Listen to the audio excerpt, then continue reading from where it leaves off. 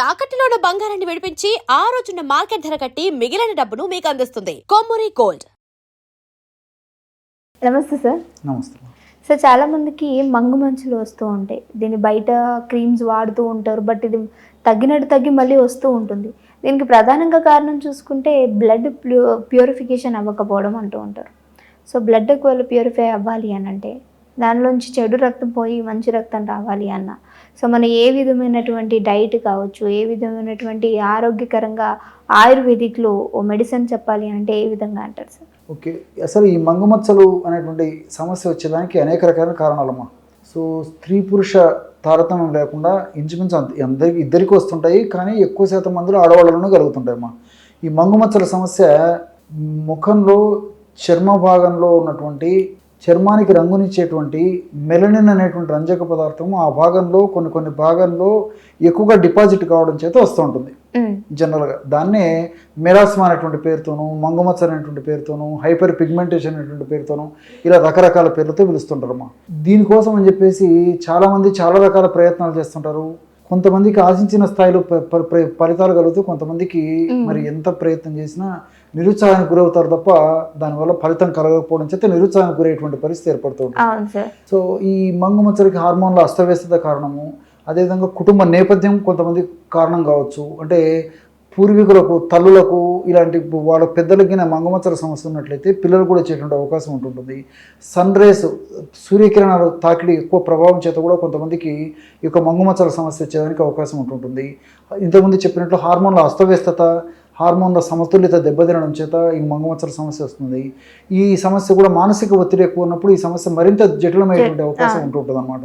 అట్లా ఈ రకరకాలైనటువంటి కారణాల వల్ల ఈ మంగుమచ్చలు కలుగుతుంటాయి.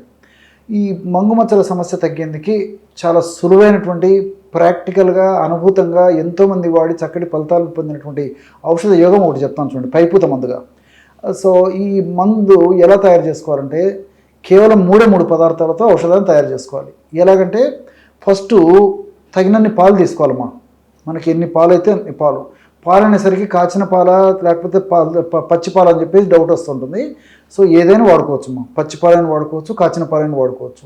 ఎన్ని పాలు అవసరమైతే అన్ని పాలు. ఫర్ ఎగ్జాంపుల్ ఒక 1/2 స్పూన్ పాలు అవసరమని అనుకోండి, మనకు సరిపోతుంది అనుకుంటే 1/2 టీ స్పూన్ పాలు తీసుకుంటే సరిపోతుంది. అదేవిధంగా అందులో నిమ్మరసం కూడా కలుపుకోవాలి. సో పాలు ఎన్ని తీసుకుంటామో అంత నిమ్మరసం కూడా కలిపేసేయాలి. దీంతోపాటు తగినంత జాజికాయ పొడి కూడా కలుపుకోవాలి. సో జాజికాయలు కూడా మనకు మార్కెట్లో దొరుకుతాయి. జాజికాయలు తెచ్చుకొని పౌడర్ తయారు చేసి పెట్టుకొని ఒక సీసాలో పెట్టుకొని రోజు మనకు ఎంత అవసరం అంత జాజికాయ పొడి అందులో కలుపుకుండాలన్నమాట. ఈ విధంగా ఈ 3 పదార్థాలు బాగా కలపడం వల్ల బ్రహ్మాండమైనటువంటి ఒక లేపన ద్రవ్యం తయారైపోతుంది, క్రీమ్. సార్, జాజికాయ వల్ల మనకి ఇరిటేషన్ లాంటి, ఇచ్చింగ్ లాంటివి రాదమ్మా. ఎందుకంటే జాజికాయని డైరెక్ట్గా అలాగే వాడితే కొంతమందికి వచ్చేటువంటి అవకాశం ఉంటుంటుంది. కానీ మనం ఇక్కడ నిమ్మరసం, పాలు కలిపినాం కాబట్టి ఈ విధంగా వాడుకోవడం వల్ల ఎలాంటి ప్రాబ్లం ఉండదమ్మా. కాబట్టి ఈ విధంగా తయారు చేసుకున్నటువంటి ఔషధాన్ని ఎలా వాడుకోవాలంటే మొట్టమొదట ఫేస్ అంతా వాష్ చేసుకొని తుడుచుకొని, తర్వాత మంగుమచ్చలు ఎక్కడైతే ఉన్నాయో ఈ మెలాస్మా ఆ ప్రదేశంలోనే కాస్త ఈ యొక్క లేపన ద్రవ్యాన్ని, క్రీముని తీసుకొని ఆ ప్రదేశంలో అప్లై చేసేసి ఒక 1/2 మినిట్ సున్నితంగా మర్దన చేసేయాలి. తర్వాత అదే ఔషధాన్ని మళ్ళీ అప్లై చేసేసి ఒక అరగంట ఆగిన తర్వాత కడిగేయడం కానీ తుడిచేయడం కానీ చేస్తున్నారు. ఇంతే. ఈ విధంగా రోజు ఒక్కసారి చేయడం వల్ల, క్రమం తప్పకుండా చేయడం వల్ల క్రమక్రమంగా ఆ నలుపుదనము లేదా మెలనిన్ లేదా మంగుమచ్చల సమస్య ఆ భాగంలో తగ్గిపోయేసేసి క్రమక్రమంగా అంతరించిపోయి కంప్లీట్గా క్లియర్ అయిపోతుందమ్మా. కానీ ఏదో 1 రోజు వాడి, 2 రోజులు వాడి, 3 రోజులు వాడి ఇది కాకుండా ఒక దీక్షలాగా, పట్టుదలగా, కృషిగా సాధించాలనే తపనతో, మరి ఖచ్చితమైనటువంటి ఫలితం కలగాలన్నటువంటి అకుంఠితమైనటువంటి అభిప్రాయంతో, ఆ దీక్షతో నేను చెప్పినట్టు వాడితే ఖచ్చితమైన ఫలితాలు కూడా కలుగుతాయి.